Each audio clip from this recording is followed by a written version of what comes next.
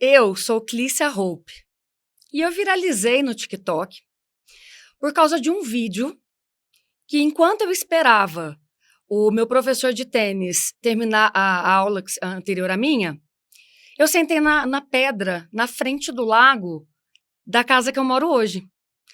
E eu não sei porquê, naquele momento, eu decidi pegar o celular e gravar um vídeo muito atípico do que eu estava acostumada, que era o quê? Eu estava sentindo muita gratidão de olhar para aquele lago e de ver que os sonhos de Deus são maiores que os nossos. E quando a gente pergunta, Deus responde. E eu peguei o TikTok e falei, gente, mandei um WhatsApp para Jesus dia 29 de agosto de 2024, perguntando onde seria a casa que eu ia morar, porque eu não estava mais feliz onde eu estava morando. Eu precisava sair dali por um tempo que fosse, para me refazer de algumas coisas, viver alguns lutos. Era um fim de um burnout, era um fim de um relacionamento. E eu perguntei para ele, falei, eu não sei onde eu vou morar, eu quero um lugar, eu quero que o senhor me mostre, se possível, hoje à noite em sonho. E no dia seguinte, eu sonhei e ele me desenhou esse lugar. Tem uma live explicativa falando essas coisas lá no meu canal Embaixadora da Busca, no YouTube, ok? Então hoje eu tô para falar de outra história. Só que apesar desses áudios, desse sonho, dessas conversas com Deus, via WhatsApp, via tudo, né, revelações em sonhos e conversas, o meu relacionamento com Jesus começou há 12 anos, em 2013. Então, quando alguém assiste um vídeo lá no TikTok e pensa, nossa, Deus realiza todos os sonhos dela, Jesus atende em oração, foi uma construção. Por quê? Porque Jesus é o caminho, a verdade e a vida. Jesus não é a chegada. Você não vai entregar a vida para ele e ele vai começar a trabalhar para você. Não é um garçom, não é um gênio da lâmpada, né? Que você esfrega, ele aparece e realiza teus sonhos. Não. Quem quer entregar a vida para estar junto na caminhada, no processo, viver um relacionamento com Jesus, vai conhecendo nesse caminho o caráter dele. E se permitirmos, o caráter dele será colocado em nós. Ele vai nos moldar para nos tornarmos cada vez mais parecidos com ele. E por que meu relacionamento começou há 12 anos e não antes? Eu tenho 39. Começou em 2013. Porque antes eu não gostava de Jesus porque ele não gostava de piscina. Eu achava que ele não gostava de água.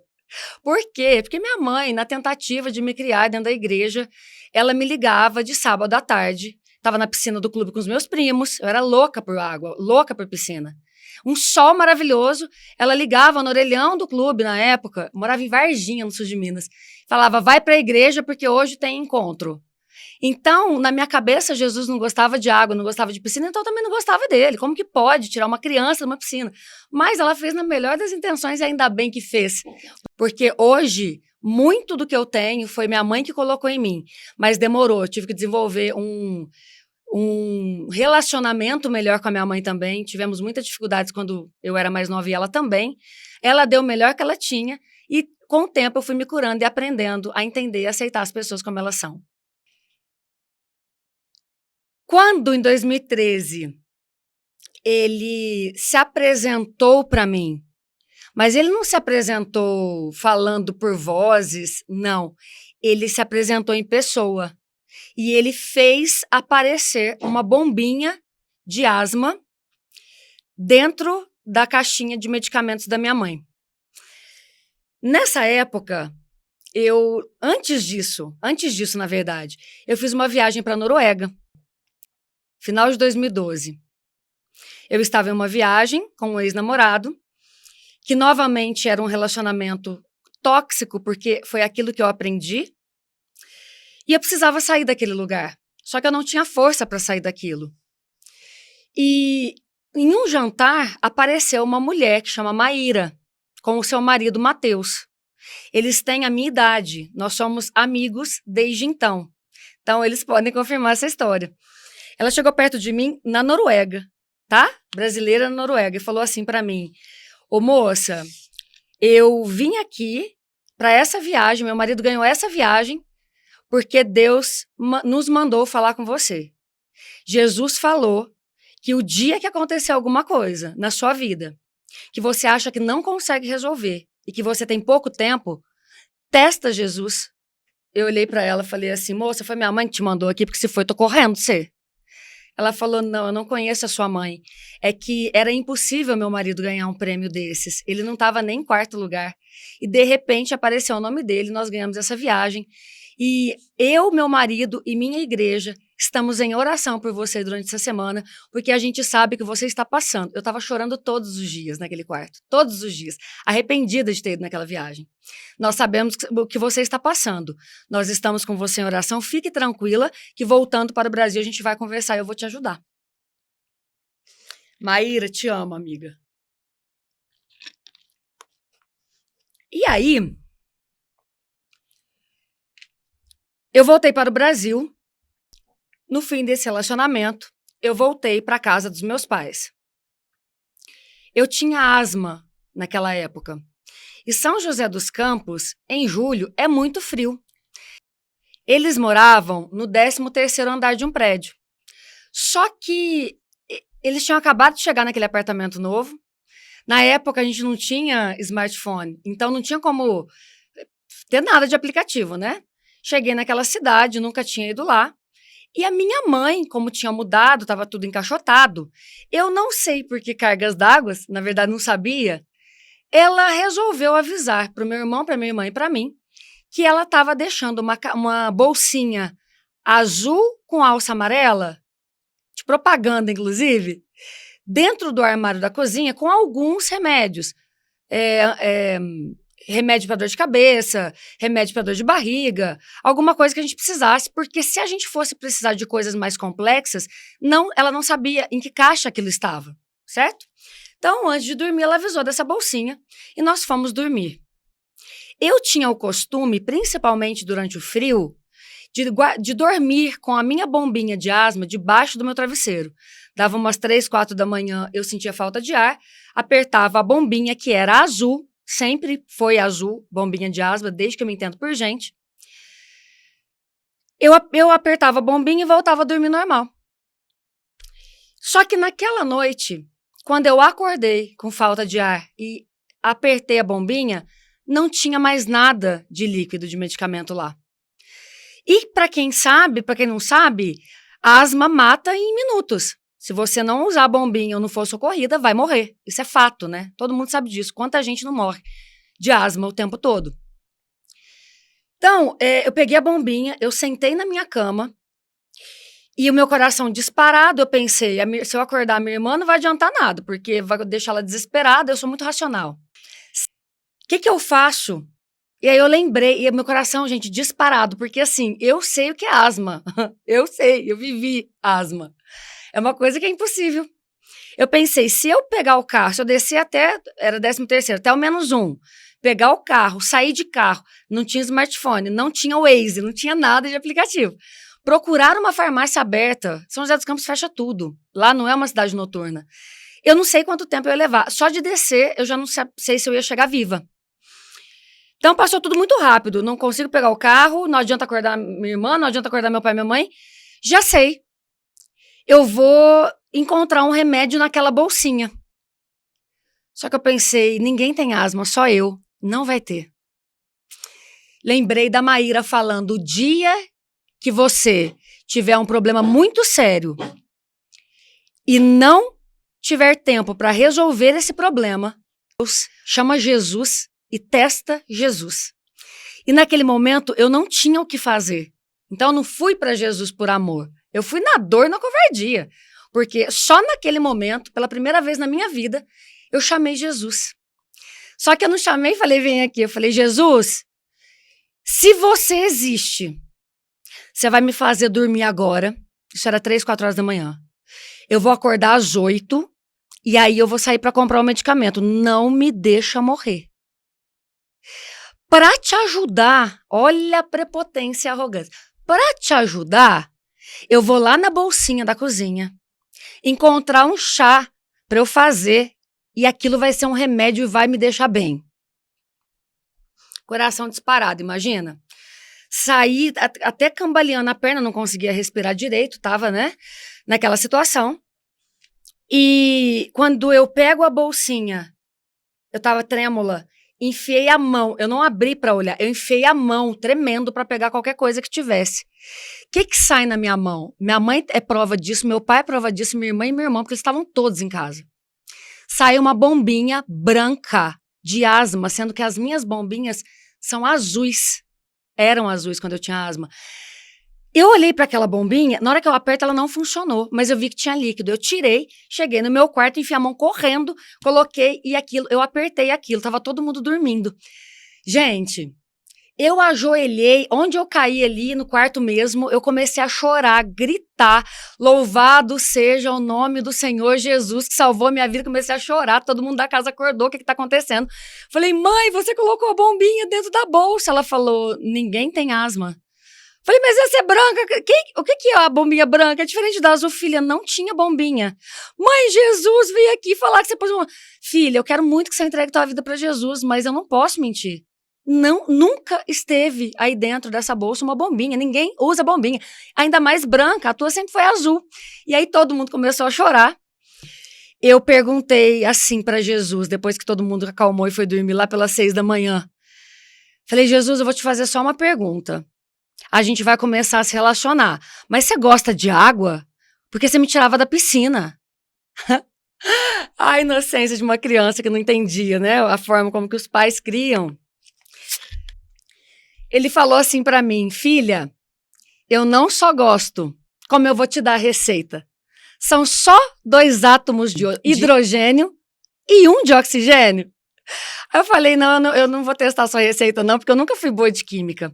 E ali se instaura um relacionamento, o começo de um desenvolvimento de relacionamento com Cristo. Mas por quê? Porque eu ouvi. Só que você me pergunta, foi sempre assim? Não. Naquele momento que eu ouvi na minha vida, eu comecei a andar com ele. Ele começou a andar muito mais comigo do que eu com ele. Ele estava muito mais presente, como acontece com a maioria de nós, do que nós com ele. Então, eu tive muitos problemas sérios durante esses últimos 12 anos, porque eu estava resistindo a entregar completamente o controle, mas andar junto com ele para me construir junto com ele. Certo? Pois bem, lembro perfeitamente que na noite seguinte do aparecimento de Jesus, porque eu fiquei em estado de choque, eu fiquei em estado de êxtase. Eu tinha descoberto a maior maravilha do mundo. Eu nunca tinha sentido aquilo na minha vida, aquele amor todo que me inundava. Ele trouxe para me curar, ele me respondeu. Aí já liguei para Maíra, já contei tudo, ela amou e tal. Na noite seguinte daquilo, eu tive um sonho. E nesse sonho, eu estava agachando no quarto para pegar uma coisa na minha mala, porque a mala ainda estava ali. Então, assim, o cenário era aquele mesmo, real, daquele momento na minha vida. Quando eu levanto com os 2 olhos bem abertos, porque tínhamos um personagem fantasiado na minha cama, que era a sombra. Para mim, era Satanás desenhado ali. Ele estava numa fantasia de Ginny, aquela assistente do gênio que tem um cabelão loiro assim, sabe? Sentado, olhando a paisagem do apartamento dos meus pais era muito bonita. Ela estava sentada, olhando para a janela, assim, sabe? Olhando para a janela, de costas para mim. Quando eu vi aquele bicho na minha cama, eu falava assim, tem alguma frase que eu posso falar? Eu lembro que tem alguma frase que se eu falar, ela vai sair daqui. Como é que é aquela frase? Como que é aquela frase? Aquela tortura. E quando eu lembrei, eu lembro que eu olhei para ela e falei, sai daqui! E ela virou a cara assim para mim e fazia assim, aquilo me arrepiava, gente. Eu gritava, vai embora! E ela, assim, sabe? E aí eu lembrei a frase, na hora que eu lembro a frase, eu levanto a mão e bato assim na cabeça dela e falo, em nome de Jesus, caia por terra, porque eu tenho pai. Que eu bato a mão, cai um monte de papel brilhante. E ali eu acordei, eu estava toda suada, eu estava chorando, eu estava como se estivesse com febre. A minha irmã acordou, porque eu dormia no quarto da minha irmã. Ela, o que tá acontecendo? O que tá acontecendo? Eu falei, Satanás veio aqui. Ela falou, mas Deus estava aqui ontem e veio Satanás também. Eu falei, veio também. Falei, meu Deus, o que eu faço com essa informação? Então, eu comecei a viver coisas espirituais que eu não gostaria de viver, que eu nem esperava. Porque quando você se abre e entende que existe um mundo espiritual que é muito mais real e mais poderoso que o mundo físico, você começa a mexer e descobrir coisas que talvez você não gostaria. E existem vertentes dessas coisas. Então, eu conversei com Jesus, que estava tudo bem eu ser ameaçada ou alguma coisa por coisas ruins, mas que, por favor, quando isso acontecesse, ele estivesse presente. Ele falou, eu sempre estive, sempre estarei. E eu comecei a perder o medo. Porém, eu não gosto dessas linhas de ver pessoas que já morreram, conversar com espíritos, tem nada a ver comigo. Inclusive, eu não tenho religião. A minha religião é Jesus Cristo. Lidera através do amor, ele anda com os excluídos, não faz acepção de pessoas. Ele pergunta, você quer ser curado? E ele fala de forma fácil para todo mundo entender. Ele é o meu mestre, ele é quem eu olho e penso, quero ser igual. Claro, vou conseguir? Não. Não sei nem se quando eu estiver morta eu vou conseguir, mas ele é o meu líder. Erro muito, estou muito distante, mas é para ele que eu olho quando eu penso quem que é a minha referência de vida, de mundo, sabe? Agora, eu vou contar aqui para vocês, pela primeira vez na vida, em público, uma história que só 5 pessoas no máximo sabem. Elas sabem porque elas estavam diretamente envolvidas na história, então não tem como elas não saberem. Ainda era 2013. E os meus pais decidiram voltar para minha cidade natal, que era Varginha. Então eu saí de São José dos Campos e iam voltar para Varginha. Quando eu fui contratada antes disso para trabalhar no Banco Santander, que eu era gerente de banco, eu tinha saído da faculdade de jornalismo 1 ano antes de terminar a faculdade, que eu precisava trabalhar. Eu tinha que fazer renda. Então, eu saí da faculdade e fui trabalhar nesse banco como gerente. Esse banco que eu era gerente, eu fiz uma transferência desse banco de Ribeirão Preto para Uberlândia, porque o meu ex-namorado, que morávamos juntos na época, ele foi transferido a trabalho para lá. Fui para lá, fui transferida para lá, meu relacionamento não deu certo, aconteceu tudo isso. E eu voltei para a casa dos meus pais. Quando os meus pais decidiram voltar para Varginha, no sul de Minas, eu entendi que se eu voltasse para Varginha, a minha carreira não ia para frente. Ali não ia, porque eu não tinha nem me formado ainda. É uma cidade pequena, eu não me via gerente de banco lá, não dava para eu pedir outra transferência. E aí eu orei para Deus para me mostrar o que eu podia fazer. Nisso, a Maíra, aquela que estava na Noruega, me ligou e falou, Clícia, eu tinha contado para ela que eu precisava decidir o que eu ia fazer, porque eu não podia voltar para Varginha, e que eu não tinha rumo. Eu tinha um relacionamento que eu não comecei para terminar. E eu fui violentada psicologicamente naquela relação, e todas as outras se repetiram até eu entender quem eu era, quais eram as minhas crenças, os meus padrões de comportamentos. Mas isso só veio agora, de 5 anos para cá. Foi quando eu voltei da Austrália. Vamos voltar lá. Eu tinha um relacionamento tóxico, isso nem chamava isso na época. E eu não via como relacionamento tóxico, por quê? Porque quando nós crescemos, nós buscamos não o que é bom, nós buscamos o que é familiar. Amor para mim era gritar, amor para mim era ameaçar, amor para mim era maltratar, então eu achava que eu estava vivendo um grande amor. Não via, não conseguia, não tinha idade, não tinha maturidade ainda para entender o que era tudo aquilo, né?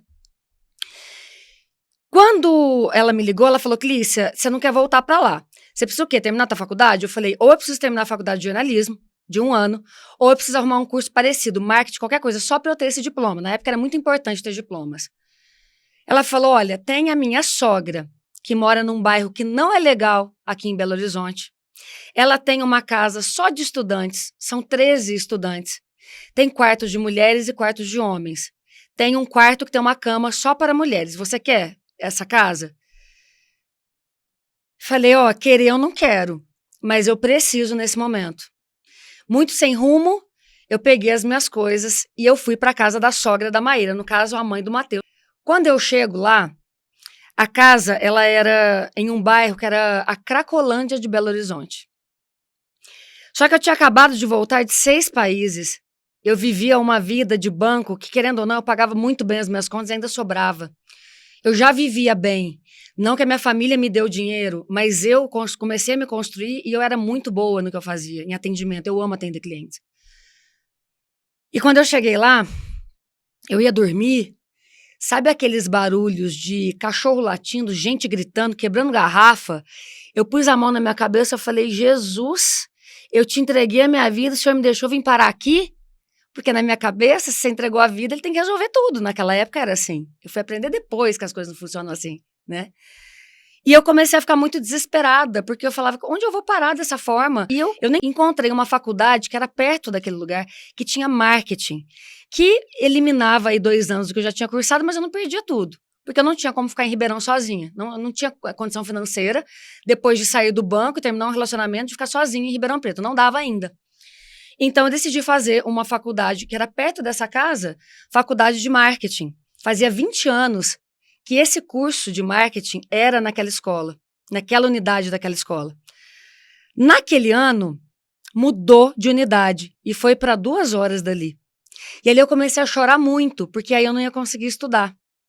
Eu fui para casa decepcionada, fiz um currículo, peguei esses currículos, comecei a andar na feirinha, feira hippie de Belo Horizonte.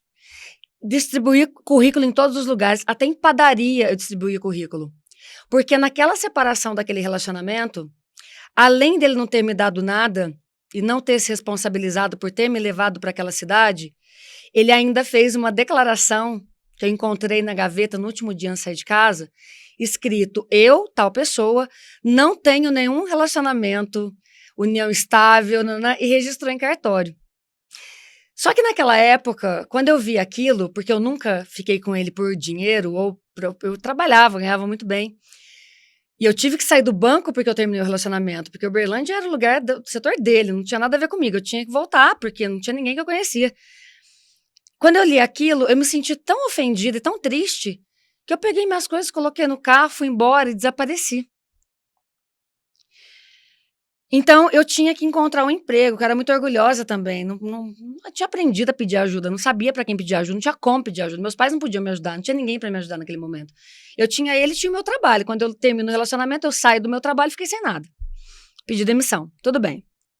Eu entregava esses currículos em todos os lugares, ninguém me chamava para trabalhar. Os dias foram passando e eu comecei a ficar desesperada. A Edna, que é a mãe do Matheus, que tinha essa casa, ela orava muito por mim. Ela me deu muito suporte espiritual. Todo mundo ficou orando por mim. E um dia, eu, ajoelhada num tapete creme, felpudim, que a minha mãe me deu de presente para eu levar, eu coloquei esse tapete na minha cama. Então, eu ajoelhava nesse tapete para buscar a Deus. E o meu joelho ficava todo marcado de vermelhinho, né? Porque eu ficava um tempo ali.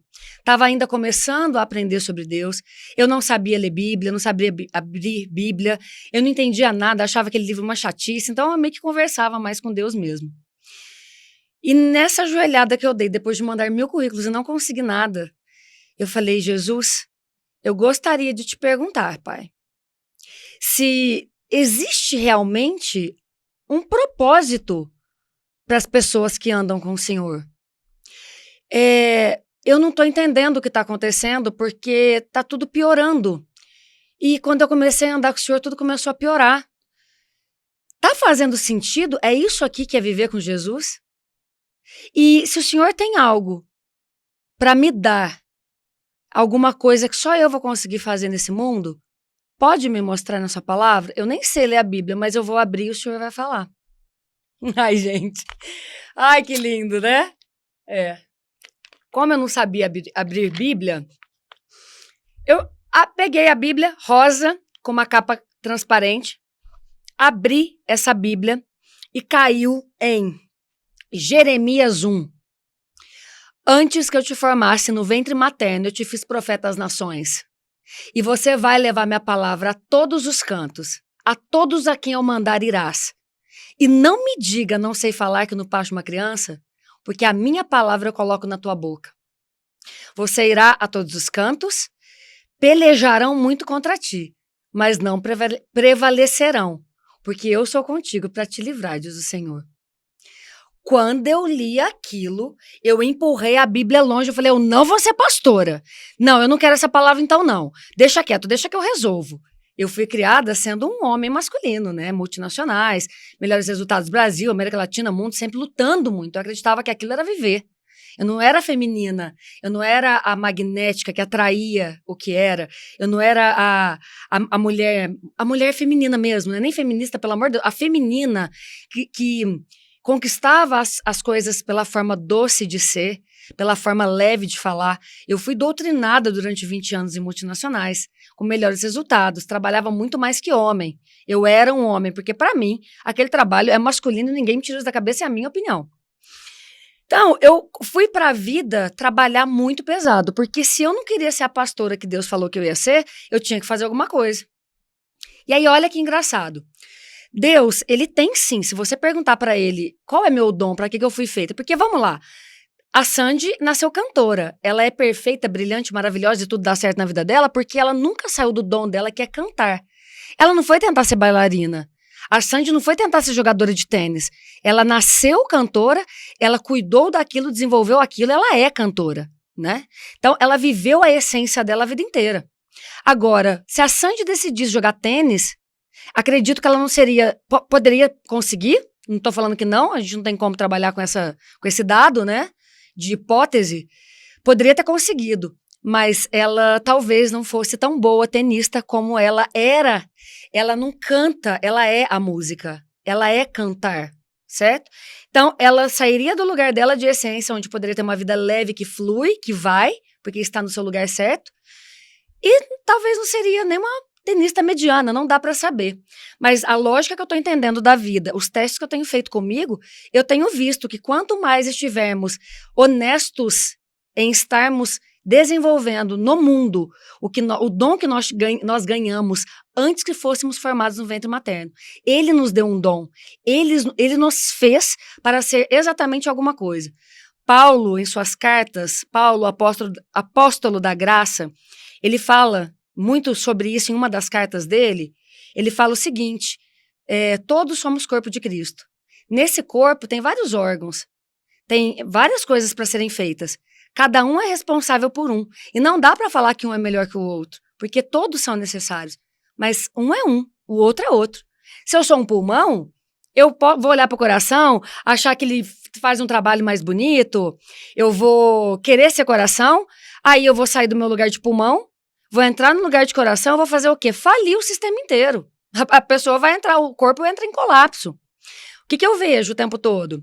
A pessoa não encontrou, não buscou em Deus a resposta que ela quer, que está dentro dela, através de um relacionamento ela consegue fazer isso, através da ajuda de mentores. Eu sou uma mentora, que eu ajudo muito nisso também, podem me contatar. Eu sou Clícia Hope, tanto no TikTok, quanto no Instagram, quanto embaixadora da busca no YouTube.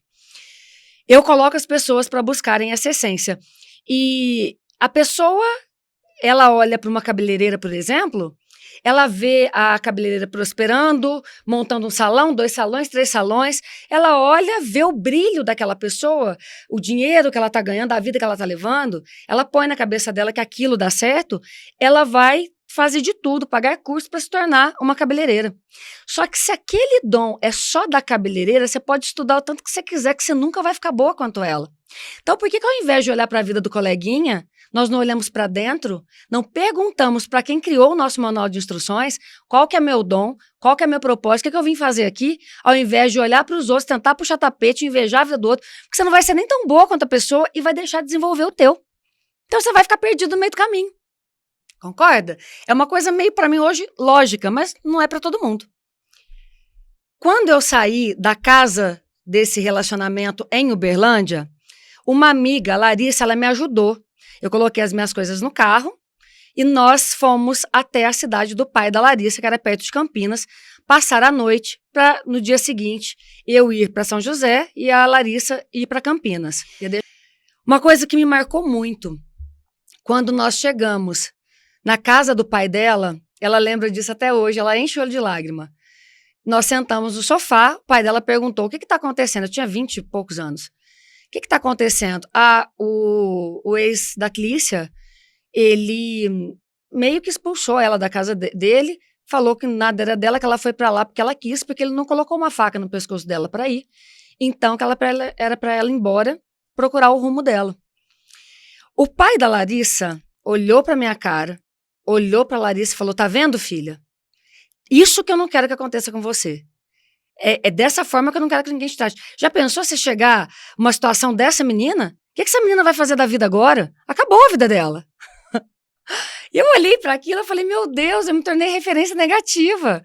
Eu me tornei uma coitada que as pessoas vão ter dó de mim a partir daqui. E aquilo me deu uma revolta tão grande que eu decidi que eu nunca seria vista nessa vida como vítima. E que eu ia trabalhar tanto, me matar tanto de trabalhar, que eu nunca mais ia precisar de um homem para cuidar de mim. E assim foi feito. Eu me tornei uma mulher masculina. Eu não vivi aquele luto, porque eu falei para mim: você não tem direito de sofrer lutos. Você não tem nem tempo, você tem que ganhar dinheiro. Enquanto eu estava em São José dos Campos, eu tomei um café com um cara que era gerente de um laboratório farmacêutico, que eu gostava muito daqueles medicamentos, das vitaminas daquele laboratório. Bati um papo com ele. Isso foi 2 meses antes de eu ir para Belo Horizonte. Quando nós nos conhecemos, ele falou: você tem um perfil excelente comercial, mas eu não tenho vaga agora. Se um dia eu tiver, eu te aviso. E eu não podia ficar esperando ter uma vaga. E eu fui para Belo Horizonte e tudo que aconteceu lá eu contei aqui. Quando aquela faculdade de marketing falou que não tinha mais o curso naquele lugar, eu sentei no banquinho da escola, comecei a chorar muito. Eu estava cansada de pensar em possibilidades e não existia nenhuma, eu não conseguia enxergar nenhuma possibilidade de alguma coisa dar certo. Nem o emprego, nem o curso, e eu sentada naquela faculdade, chorando, soluçando, todo mundo me trazendo água. Eu falava: não, gente, deixa eu chorar um pouquinho aqui, porque eu não tô conseguindo lidar com tudo isso. Pensa, muito novinha, 20 e poucos anos, lidando com um fim de relacionamento que foi expulsa, lidando com mudança de cidade, saída do banco, manda currículo até para padaria e ninguém quer, ninguém a quer para trabalhar. A faculdade não tem mais o curso que sempre teve ali. O que eu ia fazer da vida? E no que eu sento naquela cadeira e começo a chorar, chega uma mensagem daquele gerente lá de São José dos Campos. A mensagem do Franzé, que foi meu gerente, era: oi, Clícia, tudo bem? Você ainda está em Ribeirão? Abriu uma vaga na minha linha em Ribeirão Preto e não era para ter aberto ainda, mas esse ano nada, era agosto, não era para ter aberto, mas já que abriu, eu quero te entrevistar para essa vaga de Ribeirão. E aí ele colocou embaixo: como você me falou que você não é formada, não tem problema, mas você vai enfrentar 128 candidatos. São formados, têm pós-graduação, só para você se preparar, tá bom? Eu li aquilo, eu olhei pra cara daquele povo da faculdade, eu falei: eu não quero mais estudar aqui, porque eu vou morar em Ribeirão. Saí correndo daquele lugar. Eu ajoelhei no chão da calçada, eu falava: Senhor, é o teu sinal, eu tenho certeza que o Senhor está me mandando isso, e não interessa se são 128 candidatos, eu só preciso de uma vaga, e essa vaga é minha, eu vou pegar essa vaga para mim. Cheguei na casa da Edna, falei: Edna, muito obrigada por tudo, tô indo embora, mando meu pai buscar minhas coisas. Onde você vai embora? Eu vou embora para Ribeirão, só que eu vou em Varginha primeiro para conversar com os meus pais. Passei em Varginha. A minha entrevista estava marcada 4 dias depois. No segundo dia, eu acordei às 4 da manhã, mandei mensagem, perguntei pro gerente: como que tá o processo? No outro dia ele me mandou de manhã: tá muito bom o processo, vai ser bem acirrado. Eu pensei: se tá bom o processo, eu tenho que estar boa lá também, então já vou para lá. Arrumei minhas coisas, 2 dias antes eu cheguei em Ribeirão, já estava tendo processo, eu cheguei na porta do processo, ele falou: o que você tá fazendo aqui? Eu falei: eu vim ser entrevistada, mas é daqui 2 dias, eu vou ficar aqui até daqui 2 dias, porque essa vaga é minha. Aquelas pessoas olharam para mim, entenderam nada e já fizeram aquela cara de concorrência, né? Ele riu, falou: tá, eu vou te dar um case e você dá uma olhada aí enquanto eu atendo. E tinham 2 gerentes dentro dessa sala. 2 gerentes, eram 2 linhas ali diferentes. Ele abriu um jeito lá, me encaixou no dia que eu cheguei, né? Porque ele não tinha muito o que fazer. O que eu ia fazer daquele desespero por aquela vaga? E ele me pediu para falar sobre a internalização do aeroporto Leite Lopes. Quando eu sento, abro o computador, eu começo a falar, 2 minutos depois que eu falei, o outro gerente, o Marum, que é meu amigo até hoje, me perguntou: você entende de política, entende dessas coisas de exportação, entende sobre tudo do aeroporto Leite Lopes de Ribeirão Preto? Eu falei: não entendo nada, mas eu preciso falar a linguagem do meu cliente. E se ele quer ouvir sobre isso, eu vou fazer qualquer coisa para entregar essa informação da melhor forma que eu puder. Ele falou assim, então você já pode fechar o seu computador, porque se o Franzé não quiser te contratar, eu tô aqui para contratar mais um, abriu outra vaga. Então naquele momento eu fui contratada para duas vagas, por duas pessoas com 128 candidatos concorrendo a uma vaga, tá? E naquele momento, uma coisa que eu admiro em mim e que eu pretendo manter até o último dia da minha vida é a gratidão. Porque foi o Franzé que me deu a oportunidade. E eu falei, eu agradeço, Marum, teu interesse em trabalhar comigo, mas foi o Franzé que me encontrou, foi ele que foi atrás de mim, eu vim para a entrevista dele e é com ele que eu vou trabalhar. Se tiver alguma possibilidade mais para frente, trabalharemos juntos. Então, ali eu fui contratada. E ele falou da seguinte forma, você não está nem formada ainda, você vai me prometer que você vai terminar esse último ano de faculdade aqui em Ribeirão Preto de jornalismo? Prometo. E fiz, cumpri e entreguei. Ele falou, você não tem formação. A maioria aqui tem formação, pós-graduação, é um salário que vai ser legal, o prêmio vai ser legal. Eu não sinto que você é melhor que eles tecnicamente falando, porém, o meu coração tá falando que eu tenho que te contratar. Eu falei, você não vai se arrepender na sua vida, nunca na sua vida, se você me der essa oportunidade. Qual que foi o resultado? 4 meses depois, eu era primeiro lugar do Brasil naquele produto que ele precisava fazer crescer. Eu zerei os estoques de produtos de dentro do laboratório. Uma vitamina que tinha na época. Tinha 30 iguais, mas eu zerei. Eu conto essa história no outro momento porque ela é muito interessante. Quando o meu pai... as pessoas perguntavam, mas você foi para Ribeirão, minha mãe ligando, meu pai ligando, você já foi embora? O que aconteceu? Não, eu já vim para cá porque eu tenho que ser entrevistada, essa vaga é minha, eu tenho certeza, eu tinha certeza. Minha mãe falou, quer que teu pai vai buscar suas coisas lá em Belo Horizonte? Quero. Meu pai foi. Minha mãe me liga chorando, falou, filha, você estava no meio da Cracolândia, você estava num bairro, filha, como que você fez isso? Eu não podia contar para os meus pais que eu estava deixando de morar com eles em Varginha para morar numa situação daquela em Belo Horizonte. Só que ali dentro daquela casa eu estava muito bem assessorada espiritualmente e pessoalmente pela mãe do Matheus. Só que eles nunca iam entender e aceitar que eu morasse numa situação daquela. E ali eles se emocionaram muito. Ali foi uma cena e eu vi pessoas jogadas na calçada mexendo com drogas. Eu subi e desci a pé, eu não tinha perfil para estar ali, eu não tinha vontade de estar ali. Eu fingia que eu não estava ali e que Jesus estava andando, subindo e descendo comigo. Em todas as vezes que eu precisava subir e descer. Foi um dos momentos mais tristes, mais humilhantes. Porém, eu precisava estar ali para eu me sentir desesperada ao ponto de perguntar para Deus qual era o meu propósito. Eu precisava estar ali para ele mostrar o mover dele. Quando tudo dá errado, vai aparecer alguém do nada, vai te tirar daquele cenário. Nós não podemos perder a esperança e a fé.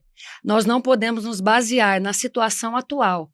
Nós deveríamos nos basear no quebra-cabeça montado todo. Nós não temos esse quebra-cabeça, ele tem. Então a gente está com a nossa pecinha na vida, tenta encaixar de um lado, tenta do outro. A gente não tem mais possibilidades, mas ele tem todas, porque ele criou as possibilidades, não é? Então, não vamos acreditar que a nossa vida é o que está acontecendo agora. Não vamos deixar cair a nossa energia, a nossa fé, pelo que a gente consegue ver. Porque ele é o dono de todas as coisas e ele está nos vendo. E quanto mais você vai aprimorando o relacionamento íntimo com Jesus, mais você vai entendendo como ele trabalha e mais você vai confiando. Hoje, eu não ponho o pé sem ver chão. Hoje eu mergulho de cabeça e dou ponta, porque eu sei quem está no barco direcionando isso aqui. Entende? Mas esse foi o primeiro episódio de 12 anos de relacionamento. O WhatsApp com Jesus chegou a 2 anos apenas. Desses 2 anos, eu tenho mais de 10 mil histórias, todas gravadas nesse WhatsApp, por vídeo, por áudio e por fotos de conversas que eu tenho com ele a todo momento do dia. O WhatsApp é uma ferramenta, não é para Jesus, é para você se doutrinar, é para você ter uma disciplina de conversar com teu pai o tempo todo. Estar em relacionamento com ele é falar tudo, é contar tudo, até para se manter presente, para não passar pela vida de forma automática. Às vezes você deixa de contar um milagre que aconteceu, vou guardar na memória. Não vai. Coloca lá, porque quando você precisar, você vai voltar lá para entender onde você estava, para onde você está indo, para onde ele te levou, de onde ele te tirou e para onde ele te levou. Então, é uma ferramenta para facilitar a nossa vida. Jesus não precisa de nada. Jesus, ele está o tempo todo. Mas quanto de nós está com ele? E além desse WhatsApp, eu ensino as pessoas, lá no TikTok principalmente, eu sou Clícia Hope, mentira, TikTok é Clícia Hope só. Eu ensino as pessoas o poder de falar com Jesus, a hora de falar, o poder de ouvir, o como falar, o como ouvir, o como criar esse relacionamento, o que é uma rotina com Jesus, o que acontece a partir disso. E tudo isso está acontecendo, tudo isso está viralizando, porque eu até tentei dar uma insistidinha em fazer diferente do que Deus me mandou, mas manda quem pode, obedece quem tem juízo. E nesse momento, aos 39 anos, eu sou Jonas, gente. Jesus teve que me pegar, me jogar na baleia, na barriga da baleia e me vomitar onde ele tinha que me colocar, porque eu fui teimosa e eu tentei resistir em entregar a vida. Até dia 7 de dezembro de 2022. Ali eu cansei de mim, entrei na água, fiz uma confissão de fé pública, falei para mim em voz alta e pro Jesus que estava dando a mão aqui juntinho de mim. Jesus, eu tô entrando aqui, pai, você sabe, né? Você já sabe. Eu vou morrer quando eu entrar naquela água, tá? Eu vou mergulhar. Só que na hora que eu voltar, na hora que eu nascer, eu sou tu, o senhor faz do jeito que o senhor quiser, porque eu já desisti de mim. Se o senhor não desistiu ainda, então o senhor pega e faz o que o senhor quiser. E assim tem sido desde então. E os próximos capítulos disso, sigam o TikTok, sigam o Instagram, sigam o YouTube e eu conto mais para vocês por lá. Muito obrigada!